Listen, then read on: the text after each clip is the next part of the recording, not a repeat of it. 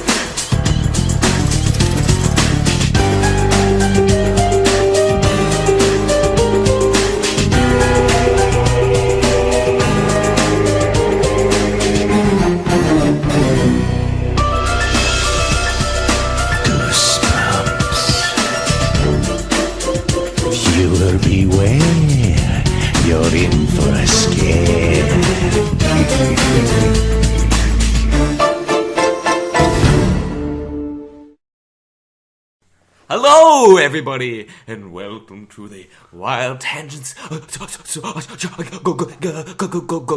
Ghost Cast. Ooh, we're in the garage, so it's kind of cold and kind of spooky. Spoofy. Hi, my name is Tom, but please, everybody calls me Thomas. I'm Matt Curtis. Alright, with us today is special guest star and first time on the podcast, Mr. Snake in the Grass. DeLandre J. Sweetney. And I am back again for my consecutive third time in a row. Not really in a row, but it is me, Charles Will Dearborn. Alright, it's been a while since we've last recorded a podcast. They don't know that. The absence of a podcast might say so. I released one 2 weeks ago. Just want to point out that the stuff that we talk about, it kind of dates it. Also, I just wanted to say something to all my fellow podcasters and listeners at home. I'm going to get in a little close for this one. What? What is that? He's doing? He's whispering sweet nothings into their ears. He's putting his mouth right on the mic. I said, "Hey, yeah." Oh gosh, no. So I looked at the schedule for this episode, and You looked at the schedule? yeah, you didn't get the memo? No. Nancy must have forgot to send No, it to me. our head writer, Fire that bitch. Jason Statham. Whoa. Jason Statham. Jason Statham. Yeah, he writes all the podcasts. I've been missing out. That's on why this they're so podcast. No, but so this is just going to be kind of a story, right? Just telling stories, whether spooky or not. Sure, Yeah. alright. Yeah, I don't know. Fine with me. Like real stories, like Thomas. Yeah. I happen to know you have an awesome story about potential hitchhiking murder that you should tell. Oh gosh, this one. Oh, that one? Yeah. I haven't told that on this podcast yet? No, Oh my god. it's a good story. When my car got a flat tire. No. Make it spooky. Set the setting. It's a dark and stormy night. Except it wasn't stormy, it was just dark. My car got a flat tire. And I was in the middle of nowhere, miles away from my house. And so I'm like, you know what? Well, I didn't get a flat tire, but there was a nail in the tire and it was getting flat quickly. So I'm like, you know what? I'm going to try to make it home on this nail embedded tire. And I tried to, but it didn't work. And for those of you who know the geography of Southern Maryland, I was an Angimoy trying to take the back roads as much as possible. Never gonna happen. And I ended up in, making it all the way to CSM before I'm like, I need to pull over. So I pull over into the CSM parking lot, and I'm changing the tire. I start changing the tire, and then this guy comes out, and he's like, hello, how's it going? I work here. My name is Mr. Charles. It wasn't Not me. Not related to the Charles here. And so, he's like, I'm Mr. Charles, and he gave me like a flashlight, which I didn't have, and I appreciated that. And, I pull out the spare tire. Mr. Charles looks at it and he's like, I don't think this is any better. And it turns out that in my 24-year-old car, the spare tire was also 24 years old, and nobody had bothered to change it. So I had a very flat ass. But what about the car? And the tire was also very flat. And so I'm like, well, Wawa's pretty close. Let me just put this sucker on and try to get the Wawa. And it's like, all right, I'll follow you all the way down the road to the intersection of this road and the main highway. And then I'm going in the opposite direction. I'm like, thank you, Mr. Charles. You're a good man. And I start going, and, all's fine. I go to turn right. Mr. Charles is turning left. I roll down my window, wave bye to him, and I start driving towards Wawa, which is our local gas station for our viewers who aren't local. And so I'm driving towards Wawa, and my window's still down, and I hear and I'm like, ooh, that's not good. And it's difficult to accelerate, and also I'm going really slowly as it is. And so I'm going down Route 301 at like 15 miles per hour with I had my hazard lights on, but my rear light at the time wasn't working properly, so it just looked like I was trying to turn left the entire time. Into the trees. And so going 15 miles an hour down this major highway, cars are zooming past me, and I get to Wawa, and I'm like, all right, let me change this tire. And I start changing my tire, and let me put air in this tire, is what I wanted to say. I want to put air in this tire. So I go to put air in it, and this guy pulls up next to me. I guess he saw me driving like that on the road. He's like, got a flat tire? And I'm like, yeah. It's like, put your spare on? I'm like, well, my spare tire, this is my spare tire, and my other tire has a nail in it. And I showed him my actual tire, and he looked at it, and he's like, you know what? If I had my patching kit, I could probably patch that right up, and you'd be good to go. I bet Walmart has a patching kit. Oh my god. Walmart's still open. Let's go. And so I got in this stranger's car, and we drive across the road to Walmart, and it was only like when we get there, when we're in the parking lot, where it occurs to me that I should probably know this man's name. Like, hi, I'm Tom. And he's like, hey, I'm Randy. Nice to meet you. I'm like, nice to meet you, Randy. Is that his real name? Yeah, his name was Randy. Randy's gonna be like, oh. Randy's at home listening to the podcast, and he's like, oh. He remembers. He remembers. Doing good things. And so we're in Walmart, and we're looking at plug-in kits for my tire, and it's while we're browsing the aisles that it dawns upon me that I worked that night at my waiting job, and I have like over $150 cash in my pocket. And I think to myself, oh boy, I sure hope Randy doesn't try to mug me tonight. That would really suck. And so we buy the kit, and we go back to Wawa, and he plugs the tire, and I'm like, all right, great, grand. And we go to put air in the tire, and the air pump at that Wawa is broken. And without a single word, Randy just picks up my tire and puts it in the back of his truck and closes it up. And he's like, all right, let's go to the other Wawa. I'm like, okay. And this was the second stupidest thing I did, like, maybe in my entire life. My phone was at like 7%, and I'm like, oh, my battery's about to die. Let me charge my phone. So I take my phone charger, and I plug it into my car, and I leave my phone in my car to charge. And then I got into this car with this stranger, and we drove down the road.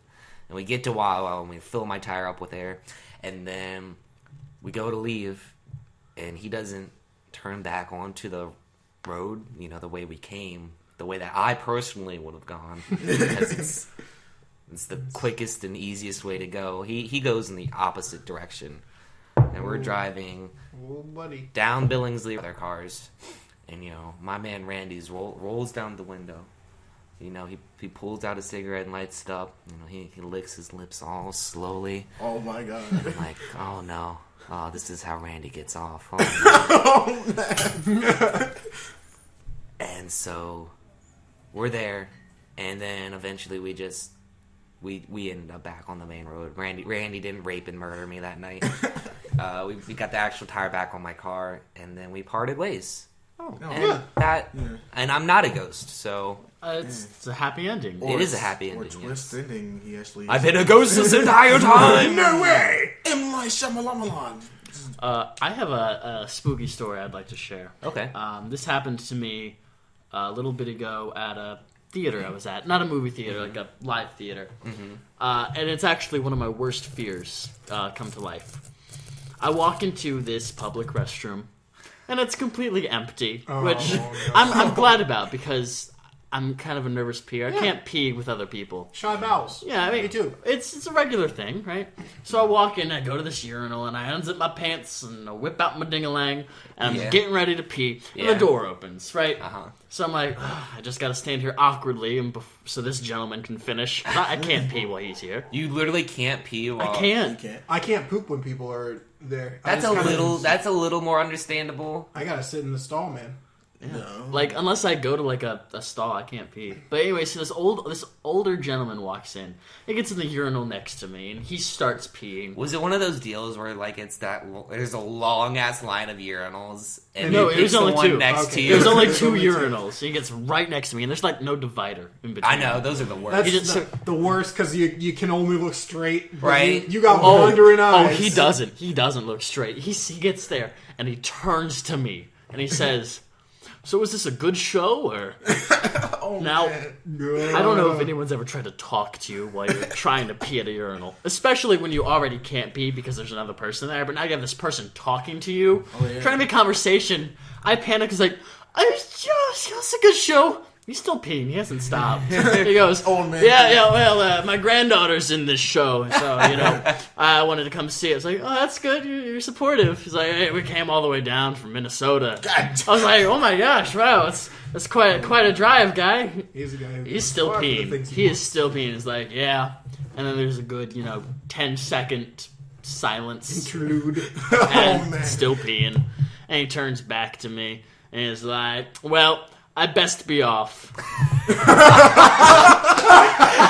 my god. Oh, it gets better. He then winks at me. Oh my god. Takes a peek at my dick. Zips up, washes out, walks out without washing his hands. I'm standing there. I'm standing there with my Johnson hanging out. Was it at haven't peed? Was it at that point that you peed? I then peed. Where he's like, see you later. Where you got so terrified you lost control of your bowels. Oh my goodness. That was. My god. And that's when you decided to shake and you realized you weren't the one holding your dick. That was. I don't know if anyone at home has ever experienced this, but it's one of the worst experiences in the world. I've had that kind of experience. Not fun. Not as weird as that, but I've been in a stall pooping, and the guy next to me came in, and he's like, "Want to play battle shits?" Wow. Tell me how that works. I was just like, okay, and I just kept looking at my phone. I didn't really acknowledge it. I didn't know what to say. Hey, Dre, you have any spooky stories? Well, any spooky stories? I actually have a pretty spoofy story. Yeah, you got a spoofy story? Yes. For all those people who do not know, I have a afro, or I had at one point an afro. Yeah. You had a major afro. And he's got a TWA right now. Teeny weeny afro. Yeah, it used to be pretty much bigger before I tried to get a job, and let me tell you about that, man. Well, yeah, I had an afro, and when you wear an afro to a Nanjamoy, it's not fun. So we were all it's me and my friends, these people right here, except for Charles. Charles wasn't there. Charles wasn't invited. No. We're at a party, and we decided to go to Nanjamoy to get some stuff from a store. Well, it's a store in Nanjamoy. For white people, There's your first mistake. Black people in Nanjamoy doesn't go well. And That's why I didn't go. Here's how I knew it was going to be a bad situation. It was a half grocery store, half liquor bar. Oh, those are always the classiest establishments. Interesting. So I've never been to a liquor store. Liquor store? That's what we're going to call that. All right. Liquor store. So I walk in, and there's like 4 people with shaved heads and no eyebrows, and they turn and they look at me. And if you've never been looked at by 4, I don't care if they're black or white. If you're looked at by bald men with no eyebrows, that's automatically not a good situation to be Dre, in. I can tell you, as a white man, I've never experienced any problems with neo-Nazis. They all treat me pretty well. Yeah. They're pretty chill guys. I don't know. I wouldn't call them Nazis, not to their face, because that probably wouldn't. And I'm fat, so. Oh, Dre, you're big bones. I'm chubby. I eat a lot. And I eat a lot because I get scared. And So you just the guy at the counter was like, "You're gonna buy all those?" I'm holding a bunch of like Twinkies, and that's like the fattest American food ever, unless you want to deep fry with butter. Oh. So I'm sitting there and I'm like opening the Twinkie. I had like nervousness, like I just want to leave. So I turn to leave, and this guy's like, "Where you going, boy?" You got a purty mouth. So I'm like, I'm buying these Twinkies. He's like, "Don't worry about it, sir. I got it for you." And he just gives me a $5 bill, and I walk out. It seems like Why do all of you have nice endings to your stories except for me? I got one pervert staring at my dick. Y'all get a tire and $5. He's like, and see children, or I'm assuming you guys are children because we're men children. Because our audience is middle schoolers. Yeah, exactly. Stereotyping is wrong unless it gets you money. Then stereotype all you want. That is the moral of the story. That's the spooky part. For those of you who don't know Dre that well, he said something on the car ride up here that perfectly illustrates his character. This is a direct quote, and it doesn't need any context. He said, "You made me come, so I'm not going to press rape charges. Call me next Tuesday." what? Come meaning orgasm, by the way. Thank you for clarifying. Thanks for letting us know. I thought I just clarified that one part. Not like, thanks for making me come. Like, thanks for making me show up to this raping. Thanks for making me achieve orgasm from the raping. And I'll see you next Tuesday. You're going way too much into detail. I want the people at home to understand. He wants the people There's just at one home. child and the mom wants just like everything holding to be- his ears. That's all I'm seeing in my head. I don't know why she's not turning it off. She's using both hands to hold the Both her ears. hands are preoccupied holding Maintaining his ears, protection of the shaking innocence. his head violently. Gosh. See, the thing is, the way I picture the mom is, Pro tip. she's gorgeous. She's like, No, we're not going into my idea of what's going on in this traumatized mother and child's head. Alright, so what color is the mother's hair? It's Pink. rainbow. She's from Tumblr. Oh, The heck rainbow is this? hair. I'm seeing it now, but that's not what I was seeing originally. Dang it! It's she's a Tumblr mom, And so, she's violently shaking her child's head as she's covering it. Pro tip to parents out there: violently shaking your child is the best way to to scar them for life. you know, my parents shook me as a child, so It's just as you- So if you want your kids to have a successful podcast, shake them up. yeah. shake it up. Isn't that like a Shake song 'em up. from Disney? Don't. Well, it's a Taylor Swift song. Oh, Taylor Swift, Disney. something. There's a better one, but yeah, no. Charles, how about you? You got a spooky story? I have a plethora of stories that I could tell, but I suppose one that I shall tell now is since Thomas has had his interesting one that has benefited him, and Dre with him. I suppose I shall sympathize with you and tell of my bathroom story of how I got shy bowels. Oh, Yay. It was middle school. I was a young prepubescent child with a voice just like this. Oh my god. It was lunch, and of course with lunch comes food. And what goes in one hole comes out the other. I'm not talking about pee, I'm talking about poop. So, my little body decided that it was my first day, and to make friends, you sometimes have to do what other people do. And that is go poop.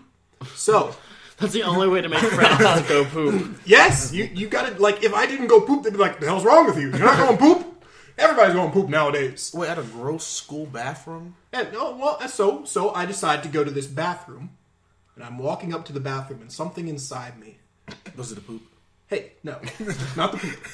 It was something up around the heart region. It was telling me in a very Aunt Jemima voice, child, don't go in there. There's darkness in that room.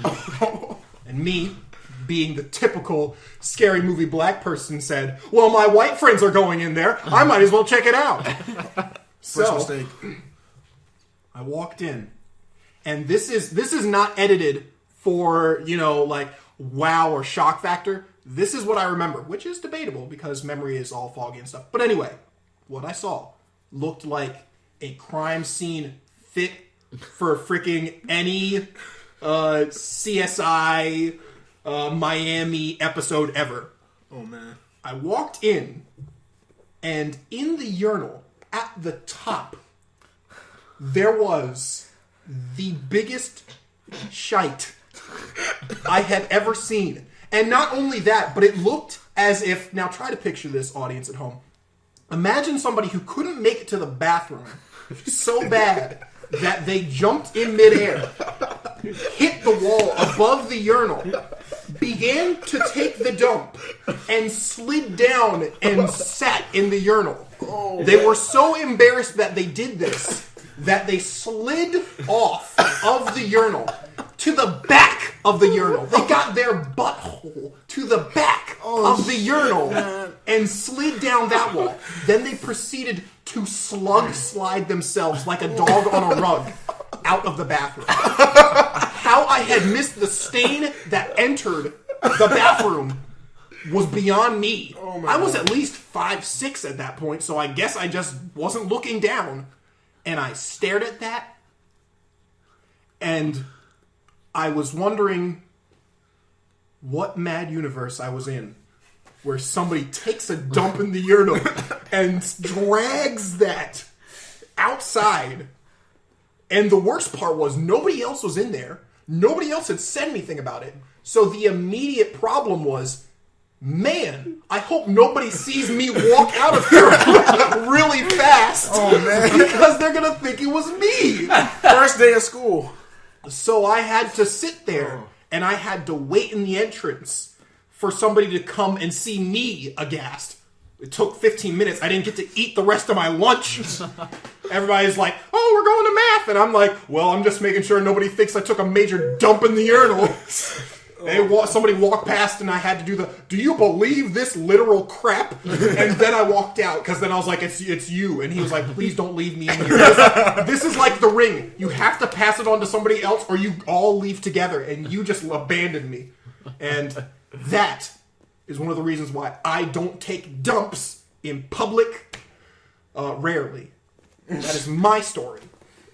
So on occasions you have found to poop. Hey, sometimes, Sometimes 16 you just hours. gotta go, yeah. 16 hours is too much for a colon to take. Yeah, your colon I thought it only was a takes too much. prostate. It's somewhere in there. Either or. Magical Fudge Factory. It's It's in inside of there your body. somewhere. It's in that body. So this is a good segue. I'd like to talk about a very serious topic that's close to my heart. Me and Dre were talking about this earlier today. So, officially, the Wild Tangents podcast is going to be starting to support victims and families of victims who have suffered from autoerotic asphyxiation. It's a serious thing, man.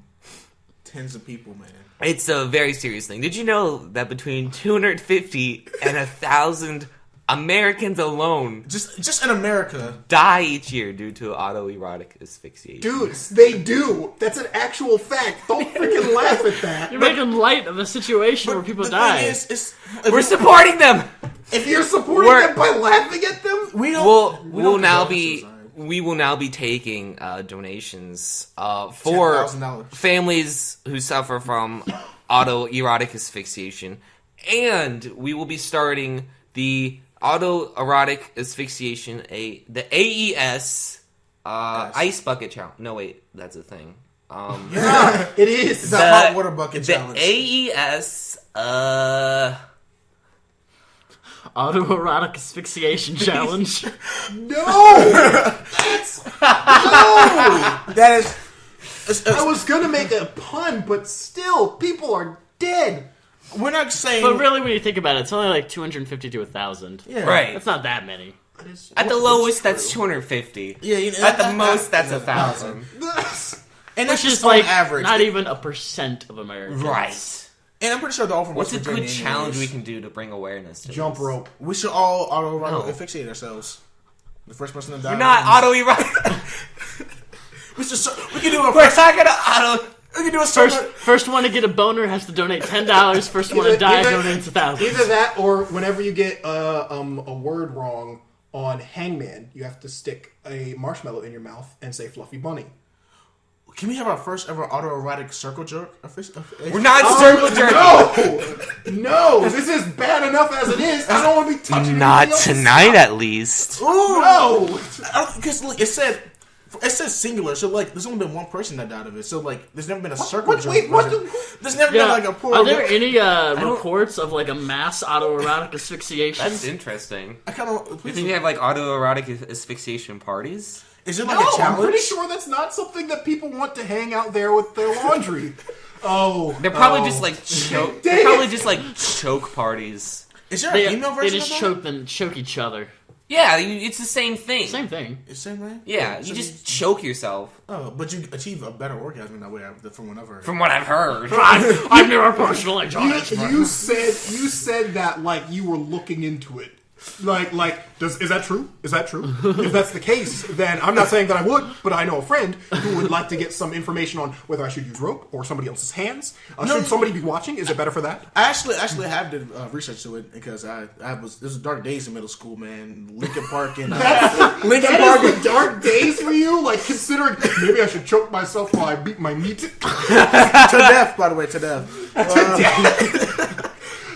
Because one way to go out is on blaze of your own jizz. Yes. You see, we don't condone suicide here at the Wild Hounds Podcast.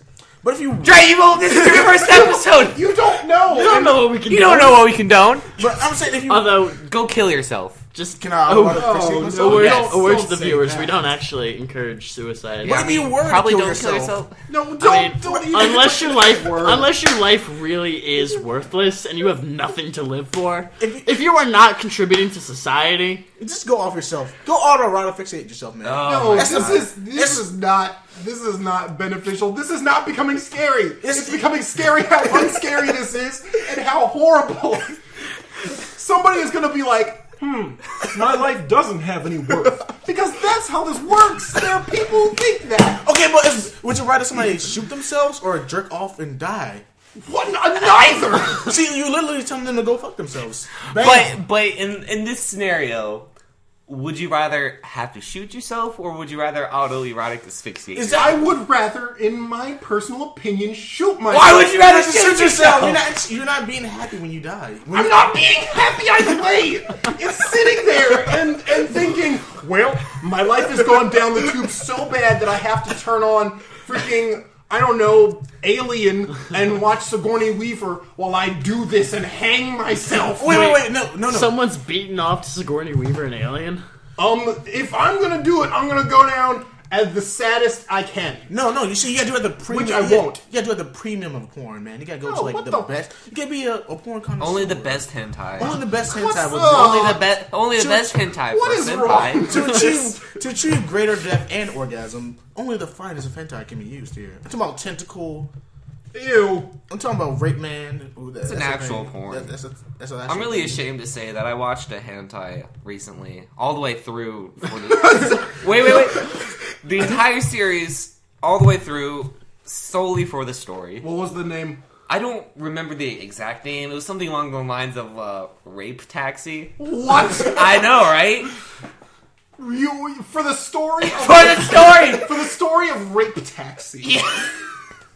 This It's is really bad when you word it that way. Oh my god. It does. It's bad no matter how you think about I'm it. gonna go Yeah. autoerotic asphyxiate or something. No. I wanted to see if they caught the rapist, because he's kind of a dick.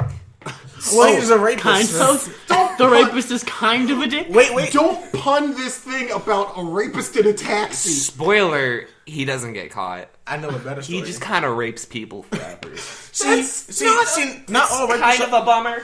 Not all rapists are bad though. Don't say Don't say Don't, Dre. dude, don't. We go there. Hey, we already went into deep water with the "go kill yourself" part. We've already isolated our entire autoerotic asphyxiation crowd. Wait, it gets better. I promise. No, It doesn't get better from rape. It doesn't get better when you put things on the internet about your own opinions, and especially about rape. Well, he's a superhero. He's a superhero that rapes people. His name is Rape Man. That's not a superhero. That's a super villain. Next subject. No, there's no butts. There's only butts that are being raped. All right, him. going back to stories. Recently, Reset. I had to get the title for my car re-registered. Oh my god, we gotta get Dre back to work soon. You guys want to? I'll pile in my car and record on the car right there. I don't know. We're almost at our time, anyways. Oh, okay. Yeah. All right, I'll tell this story.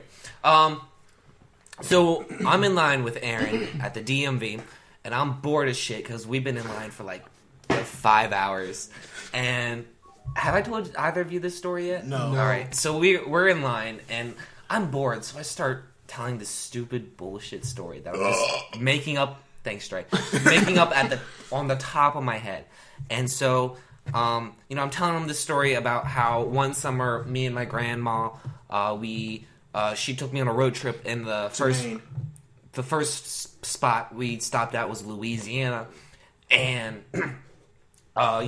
we stopped there, and I'm like, how we have like squirrels kind of like crawling around everywhere in Maryland. Well, in Louisiana, they've got crocodiles kind of crawling around everywhere. They've got crocodiles everywhere. They're scurrying around and they're scampering up trees and stuff. And it was when I finished the scampering up trees part that she turns and she's like, actually, Who's she? I'm sorry, there's a woman standing in front of us. Oh. And the woman standing in front of us turns and she says, actually, they have alligators in Louisiana. And I stop and I pause for a second. That was the part she had problems with. Not the scampering up trees. Not the scampering up trees, not them literally being everywhere. And I'm like, so anyways, these crocodiles are everywhere. And she's like, I would know. My husband used to live in Louisiana. So you can tell she's that kind of person. So I just keep telling my story. I kind of ignore her. And then, so me and my grandma, we get this motel over a swamp. And we book it. And the swamp behind it was haunted. Ooh, it had ghosts in it. And so one night we see a ghost riding out on a crocodile. Actually, it was a phantom. She's like, actually, alligator. I'm like, whatever. Ghost riding out on a crocodile. They go back into the swamp, and me and my grandma followed it, and we followed the ghost back to his ghost house. And we we look inside his ghost house, and it turns out that was just a man in a sheet the entire time. Was he a Klansman? It was just it was just a man in a sheet the entire time, and we go up to him and we're like, "Hey, why are you doing this? Why are you pretending to be a ghost?" Crocodile. And he's like, "Oh, I really like Scooby Doo, and I was hoping that if I pretended to be a ghost, then the people of the Scooby Doo from the Scooby Doo TV show would come down here." And I'm like, you big dumb. You big dumb. Scooby Doo is fictional. And this woman standing in front of us turns around and she goes, "Oh no, I know you ain't talking about Scooby Doo." And then she lifts up her pant leg and she has a tattoo of Scooby Doo on her goddamn leg. On her hair, like her hairy legs. Like she became a part of your group after that, right? There's no way that she couldn't. Died laughing. No, I'd never talk to her ever again. No, that's a shame. Wait, he was riding a crocodile? Yes. What the? I made this story up! Oh, okay. All right. Okay. Actually, before we go, because we are running out of time. Yeah. I do have one more thing to share. What do you have to share? I have a spook for Thomas in the spirit of Halloween. Oh no. Now, recently, I was talking to a friend of mine, a friend of all of ours. Mm-hmm. Her name is Amanda. Mm-hmm. And fun fact, fuck off. Amanda and Thomas used to date. Oh right? my god. Oh Now, Fuck right off. Now, don't go anywhere, Thomas. You'll really enjoy this. Oh my god. Now, it just so happens to be that Amanda passed on a letter for me so that I might read it, so that Thomas can recall some good memories. She did not say read this on the Wild Tangents podcast. Oh, I know she for a did. fact She did. She looked me in the eyes and said, Matt, read this on the podcast. No, she didn't. For everyone She to doesn't hear. even know this podcast exists. Oh, she knows. Oh my god. So, The worst.